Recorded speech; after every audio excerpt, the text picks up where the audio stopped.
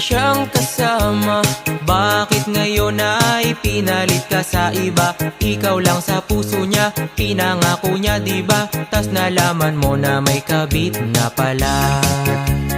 Pinalit ka sa kabit, aba napakalupit. Sa ex niya bumabalik, kasi nga magkalapit. Parang naanoksik ka ng sobrang sakit. Ano yabang?